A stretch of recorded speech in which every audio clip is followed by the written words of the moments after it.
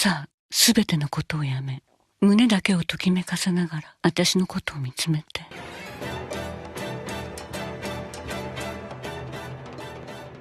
Hi guys, and welcome to my November 2016 manga haul and anime.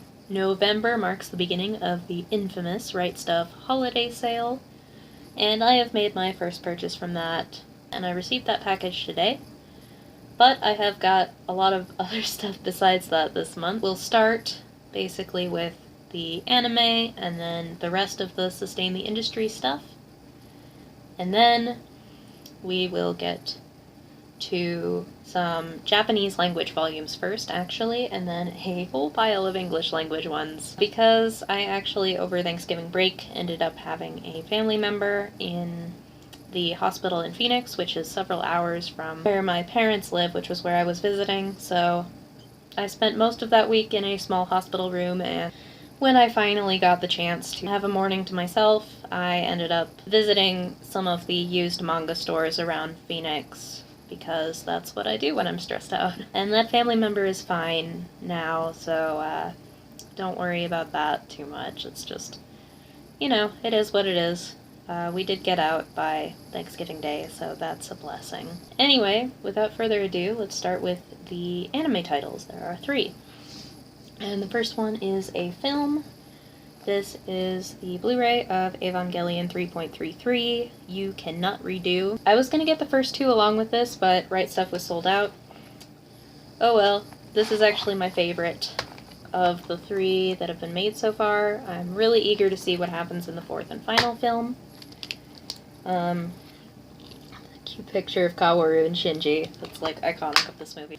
I know this movie was unpopular when it came out, but I think people have softened to it since. I really think these movies are interesting as a commentary on the original series. This is the booklet that comes with it, which has, like, character designs and mech designs and stuff like that. I'm kind of eager to watch it again, actually. I'm kind of feeling it right now, so maybe I'll pop it in kind of soonish, after I graduate in a couple weeks. Oh my god. Next is Season 1 of Tokyo Ghoul. There's the back and the spine. I actually really enjoyed the first season of this anime, especially the last episode really, shook me. I loved how they did that. I actually thought it was an improvement on the manga, now having read it. And there's a lot of gorgeous art in this release. I love Sweet Ishida's color pictures, as always. I didn't like the second season as much. I didn't hate it as much as some other people. And I certainly didn't hate it for the same reasons. But I don't know. Maybe I'll get into that, in a future video. Or maybe not. Maybe no one cares. In general, I love Tokyo Ghoul. I often find myself rewatching episodes of the first season, so even though I am loving the manga, sometimes you just want to pop in an episode of anime. But I can't wait to see how the manga develops as well. And I'm happy to own this now. And the final anime title that I got is probably the one I'm the most excited about. From the director Sayo Yamamoto, who you may recognize as the director of the currently airing Yuri on Ice, which is fantastic, by the way. Another fantastic series. This is Lupin III, The Woman Called Fujiko Mine. And I love the style of this series so much. It's this brilliant, feminist take on the character and on portrayals of women in media in general, and female sexuality. I love the way that it's 12 episodes of essentially, I don't want to, tell you anything about it, but there's kind of a bait and switch going on, and the last episode absolutely transforms your view of the entire series, and quite honestly, this series gave me new things to think about as far as gender and feminism and women in media, which, anything that makes me think new thoughts, especially about things that I'm really passionate about, like feminism and feminist theory, is an A+ in my book. And also, Fujiko is voiced by Miyuki Sawashiro, doing a sultry femme fatale voice, and I am super bisexual. So next, we'll get into my Sustain the Industry manga titles. The first one is just a BL volume I threw onto my Right Stuff order because it looked cute and it was cheap. And that is Secretary's Love by Toko Akiba. I've never heard of it before. It's from Blue. The thing that drew me to it, other than the cute cover, is that this is about a couple who have been together for 8 years, and that sounded adorable to me. That is certainly very different from the Hatsukoi thing that is usually in BL, so yeah, I'm interested in reading it. Hopefully it's decent. Next is a Dark Horse title. This is Satoshi Kon's Opus, and the cover is gorgeous. I wish you could see all that detail. But this is one of the manga that Kon did before he started doing movies, and he is probably my single favorite filmmaker of all time. Millennium Actress might be my favorite film of all time. And I think he is an absolute genius, taken long before his time. And I didn't enjoy Tropic of the Sea that much. I thought it was, I could feel the immaturity of the work, so I'm curious to see if this is the same way, or if it's more in-depth. It seems to be more like in the style of his later films, with blending dreams and fiction and reality, and talking about, like, the subconscious mind and all this stuff that he's really good at. So I have high hopes for it. It's a beautiful release, great quality paper. I love Satoshi Kon and I'm eager to read this. Next, we're getting into Kodansha, which I have a few different titles from this month. And the first one is Volume 2 of Happiness by Shuzo Oshimi. This is a vampire manga by the creator of Flowers of Evil. Very expressive style, I like it. Basically, it's dealing with similar themes of isolation and sexual awakening and adolescence, as in the Flowers of Evil or Inside Mari or a lot of his other stuff. But with vampires, and I like vampires, and I like his art style, so I'm enjoying this. I enjoyed the second volume as much as I enjoyed the first one, so I'll keep up with it. The next one is one that I just broke down and got that I've been wanting to get for a while, and it's Junji Ito's Cat Diary, Yon and Mu. This is from the well-known horror mangaka Junji Ito, drawing a manga about his cats. And that's really all you need to know about it. That's exactly what it is, and it's exactly as brilliant as it sounds. Like, it's just his cats, like him and his cats, but it's drawn in the style of a horror manga, so it's really funny. It's full of cute cats, and it has photos of Junji Ito's cats in it, and I'm so happy that I now, like, own photos of Junji Ito's cats. That's, like, so weird. But it's wonderful. So, yeah, basically from that, you should know whether you're interested in it or not, because that's literally all it is. Next, we have Volume 3 of Sweetness and Lightning by Gido Amagakure. This is a foodie manga about a single dad, this guy, who wants to learn how to cook delicious meals for his little daughter, who's adorable. So he starts having these, like, cooking nights with one of his high school students, whose mom owns a restaurant. And it's just really sweet and cute and pure. I'm continuing to enjoy it. Finally, from Kodansha, we have Welcome to the Ballroom, Volume 2, which I haven't had the chance to read yet. But I enjoy Volume 1 a lot. It's a sports manga about ballroom dancing. I don't think it's going to get quite as subversive of heteronormative gender roles as, say, Yuri on Ice, which is about another surprisingly heteronormative sport, but that's okay. It's fun and exhilarating in the same way that other sports manga are, like Haikyuu or Kuroko's Basketball or Big Wind-Up or what have you, but about ballroom dancing, which is an interesting subject. And the art is really good. It has a great sense of movement. There's a good page. It's very dynamic, which is great for a sports manga, so yeah. Next, from Seven Seas, we have the original manga for an anime I really enjoyed, which was Please Tell Me Galko-chan, or Oshiete Gyaruko-chan. This is about a group of girls who are named after, like, they have nicknames after, like, stereotypes of themselves. This is Galko, who is a stereotypical gal with bleached hair, tan skin, and big boobs. And this is Odeko, who is an otaku, and Ojo, who is from a rich family. Basically, it's just a slice-of-life comedy series where they talk very crudely about, like, gross bodily functions, mostly, and women's bodies. And it's not ecchi, it's just, like, girls being gross with each other. Just, like, real girls are gross with each other. So it's really funny to me as someone with the sense of humor of a 12-year-old. And it's just really charming because it's about this, like, really positive friendship between these girls, and there's a really diverse range of body types. And it almost seems to have, like, a sex ed angle to it at some time. It's almost like it's aimed at, like, actual preteen girls. And trying to, you know, be healthily open about sex and body functions, which is... it's nice. It's nice.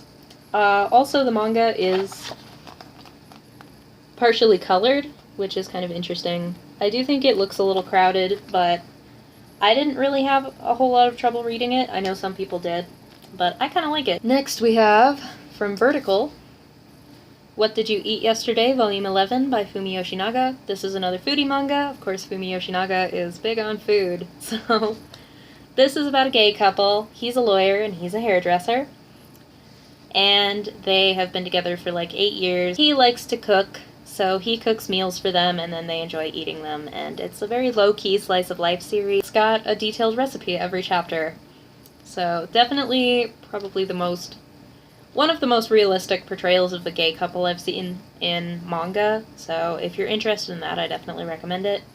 Also, if you're interested in just a good food manga or a good slice-of-life manga, this is a great choice. From Viz, the only title from Viz, new that I got. Most of my used titles are from Viz. Whoops. This is JoJo's Bizarre Adventure, Part 3, Stardust Crusaders, Volume 1. And we got Star Platinum on the back, Jotaro on the front. This is actually the part I started with in the anime. It's probably my third favorite part now. Like, it goes 4, 2, 3, 1 for me, as far as the parts that I've seen. But I'm really happy to have this. I love the style of the art for this part. And yeah, there's not much more to say than that. It's crazy. It's what the heck. It's action-packed. It's fabulous. It's JoJo's Bizarre Adventure. From Yen Press, we have Monthly Girls Nozaki-kun Volume 5, which continues to be funny and adorable. One of the best shoujo comedies out there right now. Probably one of the best comedies, period. It is a 4-koma, but as I've said before, it does have a bit more of an ongoing plot and character development than most 4-koma, so I would recommend trying it even if you're not a fan of the format. If you like shoujo comedies like Ore-sama Teacher, which is by this author, or Ouran High School Host Club, or Horimiya, then you'll probably enjoy this style of humor. And also, if you're a little sick of some of the shoujo tropes, and you'd like to see someone making fun of them. And then finally, for the new stuff, we have also from Yen Press, probably my most anticipated new release of the month, which is totally predictable for me. It's Twinkle Stars Omnibus 1 by Natsuki Takaya, the creator of Fruits Basket, my favorite manga of all time. I've read the first volume in Japanese. I have it over there somewhere. But I have not read the second volume. I haven't gotten to this one yet. So sad. I'll get to it soon. I promise. Graduating is stressful. But this looks to be, you know, melancholy and sweet and emotionally complex. Just like Takaya's other work. I'm really excited to be getting more of her series in English, so I can't wait for more. This is also a much better release than the Japanese one. Not only does it have this beautiful cover and Good quality pages for what it is. But it also has a lot of color pages in the beginning. This is the second volume cover. It's got these, which, if I remember correctly, were just like drawings that were right here, really small, in the Japanese volume. This one's gorgeous. I love it. It's also like quintessential Takaya, I think, that picture. That's like all you need to know about her. That one's cute. So yeah, can't wait for more.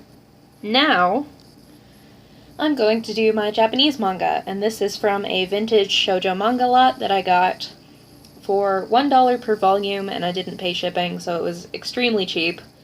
I mainly got it for a few titles that are by a creator called Yukari Ichijo, who was big in the 70s with shoujo manga. She's not a member of Year 24, so I'm really interested in reading some of her works. It's kind of criminal that I haven't read any of hers before.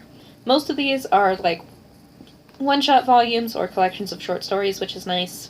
This one's called Dead End. It's a collection of short stories, and it looks extremely 90s. So 90s. But I love 90s shoujo, so I'm looking forward to this. This is by Akisato Wakuni. This one is the only volume that has been translated into English of these, and it is Volume 1 of Akachan to Boku, or Baby and Me. Yeah, that's what they call it in English. I actually have this volume in English, but this is in so much better quality than that one, which I don't know how to feel about that. But it's just about this kid taking care of his little brother, who is so cute. Aww. But, yeah. So that's from the 90s as well. This one has a weird title, but kind of a fun cover. Hato boirudo ni kanpai. That's, like, hard to say, even. So, cheers for heart-boiled? I don't know what heart-boiled is supposed to mean, but maybe I'll find out if I read this.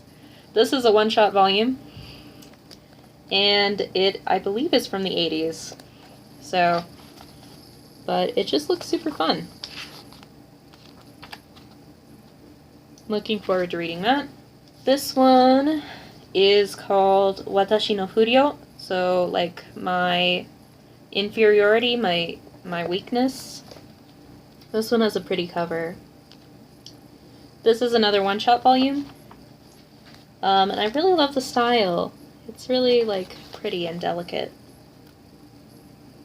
But that's, like, common across all of these. I love retro shoujo styles. So I'm very predictable in that way. This one is called Triumph de Sasoteo. And it has a pretty cover. This is a Margaret book. What year is this? 1983 from Chiaki Hijiri. And just like retro looking. Look at those legs. Damn. This is another done in one, I believe. Yep.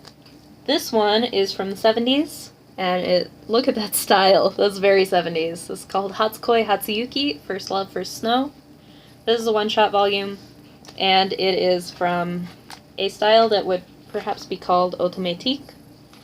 So, if you wanted to say the three schools that were around in the 70s were Year 24, which is like art manga, then like big epic historical period dramas like The Rose of Versailles, and then the third one would be the most direct ancestor of today's shoujo manga, which is called automatique. Otome meaning like maiden, so like maiden tick. It's a very cute name for a very cute genre. And I really haven't read a whole lot of automatique, so this will help me fix that. It also looks super cute. Next we're getting into the Yukari Ichijo stuff. This is called Tokimeki no Shiruba Star. Like heart-pounding silver star. And this is like a sequel or like an after story, I don't know. So I should probably get the original series before I actually read this. But the art is gorgeous. This is largely what I got this lot for, because I have volumes 1 and 2, and then 7 and 16, so that's helpful. But I have 1 and 2, that's what matters. This is a series from Yukari Ichijo again. This is called Yukon Kurabu. So like, maybe Famous Relations Club. It's a mystery series about a group of, like, that's a pretty page, wealthy teenagers who go around solving mysteries, basically. I'm just going to show you all the chapter splashes because they're pretty. This is volume 2. I love this cover. It's so fun.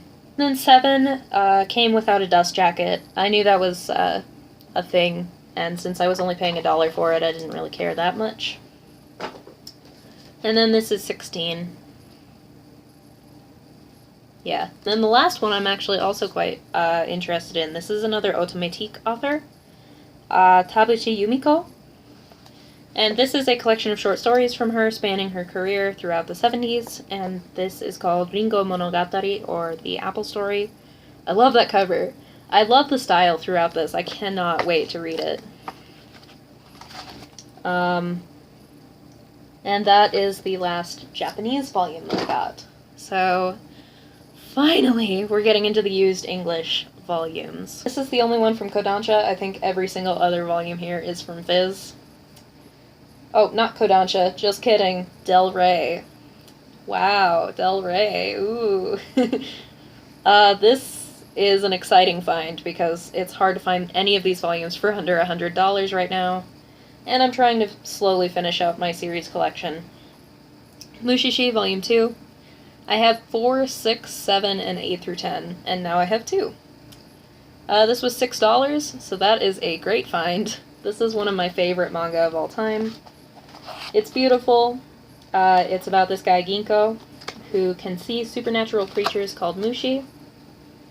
And so he is a mushishi, or like a mushi specialist, who goes around the countryside to different villages to help people who are suffering from mushi-related ailments. And it's beautiful. It almost pulls you into a state of meditation. Like, it's very dreamlike. I love reading it or watching an episode right before bed. It's truly a masterpiece. I recommend it to absolutely everyone. Next we have, from Viz, they're all Viz, except that one, Cross Game Omnibus 5, covering volumes 10 and 11, and Omnibus 6, because they were cheap, and I have Omnibuses 1 and 2 already. Next we have volumes 3, 4, and 6 of a 6-volume series, of which I have had 1, 2, and 5 for a long time. So that was a lucky find because now the series is complete, and that is Demon Love Spell by Mayu Shinjo. Probably the only Mayu Shinjo manga I'll ever enjoy on any level. She's into different stuff than I am, and we'll just leave it at that. But this series is fun. It's about an incubus and a shrine maiden, so it's kind of about vampires. I kind of like that cover. Pretty cherry blossoms. Mostly it's just kind of a smut type of title. It's really like shallow and funny and cute, so normally I wouldn't have a series that I would just call kind of average in my collection, but for whatever reason I end up going to this series a lot when I'm like stressed out and I just need something really light and fluffy to read. This tends to be the one I go to, so I'm glad to have it complete for that reason. Next we have The Drifting Classroom, Volume 1 by Kazuo Umezu. I love Umezu. He's probably my favorite horror mangaka. He terrifies me. I am not personally a big fan of Junji Ito's horror manga, just because it doesn't really scare me. I just find it ridiculous and it kind of takes me out of the whole atmosphere. Which I know is exactly what other people like about him, but, you know, it's not really my thing. But Umezu I love. He scares the ever-living daylights out of me. This is probably the series that scared me the most. It's like, everything about it is just like preying on my most primal fears. I'm happy to have the first volume. I need to get more. I've read inordinately more Kazuo Umezu than I own, which is this volume, so gotta fix that eventually. Next, we have continuing to try to finish out my Moyoko Ano collection, because I love her. Flowers and Bees, Volume 1. Volume 2, Volume 3, and you can see that's the one I'm on, and Volume 4. I think I only have 3 left, so that should be finished pretty quickly. I'm really enjoying it. I love her style. I do have my issues with it, which are actually some similar issues to problems I have with In Clothes Called Fat, which is her other early work that I've read. And you know what? I think my feelings about it are complicated enough to get their own video, so I think I'm gonna do that. But I do think it is a very strong sort of takedown of, like, male entitlement. Because the main guy is a total douche canoe. It's about him becoming obsessed with becoming attractive and starting to, like, frequent this male salon, and he's getting, like, beaten into shape by these abusive coaches from the salon to become more attractive to women so he can be, like, a chick magnet. But it's like every time he, like, does his hair or whatever, he's like, well, I put all of this effort in, so obviously I deserve, you know, the hottest chicks at school. Thinking you're entitled to these people with their own hopes and dreams and feelings because you did your hair one day is such a specifically male attitude. And I think a lot of girls can attest to having to deal with that attitude more than they would like to. And I like that it's a series that is actually aimed at men. It's like an ecchi seinen series that ran in a seinen magazine. These guys went into it expecting boobs, and they got real talk. But I do have reservations about it. So, look forward to a video in the future. I have a lot to say. Next, we have continuing a series I have the first 2 volumes of. Kaze Hikaru, Volume 4. Oh, I love these covers so much. This is a historical fiction series about a girl named Ose who dresses as a boy and joins the Shinsengumi in Edo-era Japan. Well, like Meiji Restoration era. As you can see, it is set in the time of Rurouni Kenshin. And if you like Rurouni Kenshin, and you wouldn't mind a more shoujo twist on it, this is definitely one to check out. I love that cover so much. I feel nostalgic about this series because I used to read it in the Shoujo Beat magazines. And it also just, it has a nostalgic feel to it. It's a nice series. It's just nice. And then, finally, this is the last one. We've reached the end, people. We have volumes 1 and 2 of a series I've been looking for a good price for a long time. I found them for $5 a piece. It's probably one that a lot of you haven't heard of. This is Shortcuts by Usamare Furuya, who you may recognize from Genkaku Picasso, Lychee Light Club, and the No Longer Human manga. So, this is... the first volume is from Pulp, which is an Old Viz imprint, and the second volume actually switches to Editor's Choice, which is another Old Viz imprint. This is a weird series, which is exactly why I love it. I'm only partly through the first volume, but it's probably my favorite Furuya work I've read. It's everything I love about him. He's like a well-known underground mangaka, so I love that he's weird. Like, he is not afraid to be just completely off the wall. He's also not afraid of social and political commentary, which is rare in manga.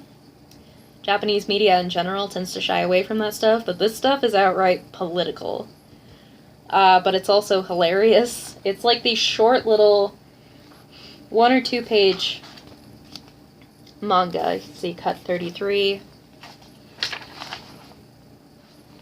cut 31, cut 32, that are just these ridiculous, like, absurdist comedies. Here's one addressing the ever-present mermaid problem, addressing some aspect of Japanese society, or just random crap like that mermaid one, but most of them have some sort of commentary.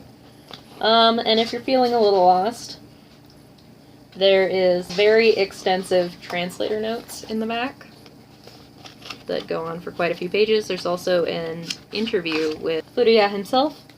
But yeah, I love Furuya because he can draw anything, and he's not afraid to switch styles. Yeah. Like, what? It's just bizarre, but it's so good. It's bizarre in a good way. I have laughed out loud a couple times already. I'm only like a third of the way through the book, the first one. And it's not a big book. But most of it is just like a what? That's like the reaction it draws. And it's just such a weird little oddity, and I'm really happy to add it to my collection. And specifically to my Furuya collection. So that is everything I got in the month of November. It is a lot more than was planned, but that's okay. Let me know in the comments what you guys have gotten, what you're interested in that I got, if I interested you to check out any titles, and I'll see you next month. Bye, guys!